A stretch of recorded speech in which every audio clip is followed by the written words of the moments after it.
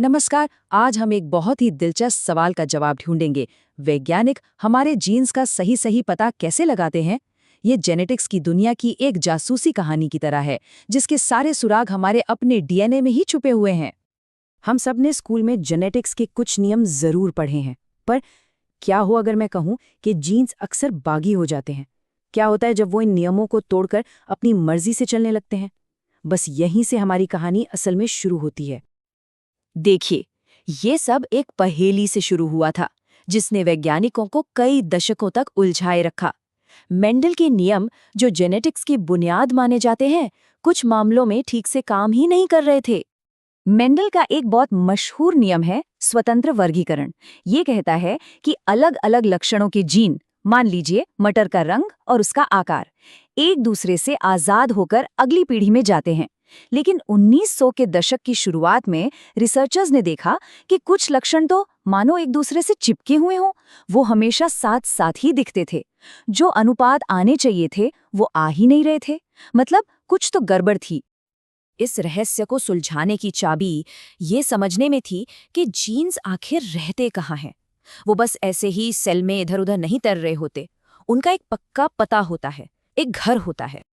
और यही हमें मिलता है हमारा मेन क्लू, जेनेटिक लिंकेज। इसका सीधा सा मतलब है कि जो जीन्स एक ही क्रोमोसोम पर एक दूसरे के पास पास रहते हैं, वो अगली पीढ़ी में भी साथ साथ ही जाते हैं। आप इन्हें एक ही बस में सफर कर रहे मुसाफिरों की तरह समझ सकते हैं।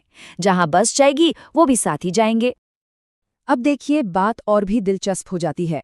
इन जुड़े हुए जीन्स की व्यवस्था, मतलब उनका अरेंजमेंट, बहुत मायने रखता है। क्या एक जैसे एलील्स एक ही क्रोमोसोम पर साथ हैं, या फिर वो अलग अलग पर हैं? ये छोटा सा फर्क नतीजों को पूरी तरह से बदल सकता है। तो अगर जीन्स एक साथ जुड़े हुए हैं, तो क्या वो हमेशा के लिए जन्म जन्म तक साथ रहते हैं? नहीं। यहीं पर कहानी में एक जबरदस्त ट्विस्ट आता है। ये एक बहुत जरूरी सवाल है ना? अगर कुछ लक्षण हमेशा एक साथ ही अगली पीढ़ी में जाते, तो जेनेटिक वैरायटी तो बहुत कम हो जाती। पर हम जानते हैं कि नए नए कॉम्बिनेशंस तो हर समय बनते रहते हैं। तो फिर ऐसा कैसे होता है? इसका जवाब छिपा है एक बहुत ही खूबसूरत बायोलॉजिकल प्रोसेस में, जिसका नाम है क्रॉसिंग ओवर। जब हमारे शरीर में रिप्रोडक्टिव सेल्स बन रहे होते हैं, तो क्रोमोसोम के जोड़े एक दूसरे से लिपट जाते हैं और सचमुच अपने कुछ हिस्सों की अदला बदली कर लेते हैं। ये बिल्कुल ताश के पत्तों को फेंटने जैसा है, जिससे अलील्स के एकदम नए कॉम्बिनेशंस तैयार हो जाते हैं। और ये प्रोसेस, ये जेनेटिक फेरबदल सिर्फ वैरायटी ही नहीं बनाता। इसने वैज्ञानिकों को एक ऐसा जबरदस्त टूल दे दिया, जिसकी मदद से वे हमारे जीनोम का नक्शा बना सकते थे।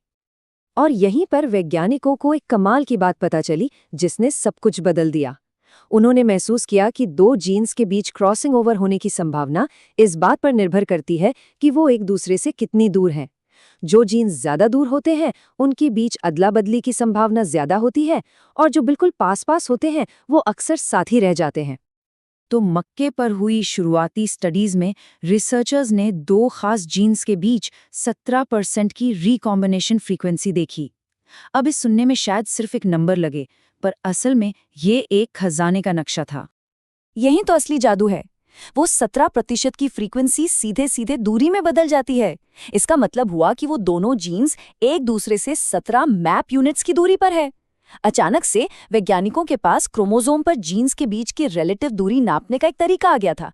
ये हमारे जीनोम का पहला नक्शा था। और ये सिद्धांत सिर्फ मक्के या मक्खियों पर ही लागू नहीं होता। इंसानों में भी नेल पटेला सिंड्रोम नाम की एक दुर्लभ जेनेटिक बीमारी और हमारे एबीओ ब्लड ग्रुप के जीन्स, ये दोनों लिंक्ड पाए गए हैं। ये ऑब्जर्वेशन कि ये दोनों अक्सर परिवारों में साथ साथ देखे जाते हैं, इस बात का पक्का सबूत है कि वो एक ही क्रोमोसोम पर पड़ोसी हैं।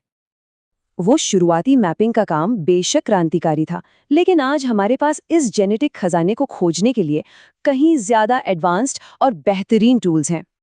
आज हम SNPs या SNPs का इस्तेमाल करते हैं। ये हमारे डीएनए कोड में सिर्फ एक अक्षर का छोटा सा बदलाव है, जो अलग-अलग लोगों में अलग-अलग होता है।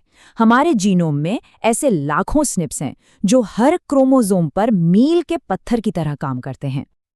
और ये स्निप्स अकेले नहीं चलते, ये अक्सर बड़े बड़े ग्रुप्स में एक साथ अगली पीढ़ी में जाते हैं, जिन्हें हम हैप्लोटाइप कहते हैं।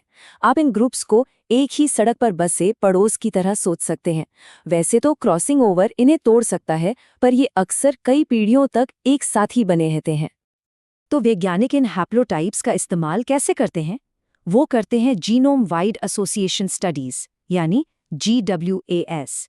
इसमें वे किसी बीमारी से ग्रस्त हजारों लोगों के हैप्लोटाइप्स की तुलना उन हजारों लोगों से करते हैं जिन्हें वो बीमारी नहीं है। और अगर कोई खास हैप्लोटाइप या SNP, जैसा कि यहाँ SNPC के साथ दिखाया गया है, बीमारी वाले लोगों में बहुत ज़्यादा कॉमन निकलता है, तो बिंगो, ये एक बहुत बड़ा सिग्नल है। इसका मतलब है कि बीमारी से जुड़ा असली जीन शायद उसी SNP के आसपास कहीं मौजूद है।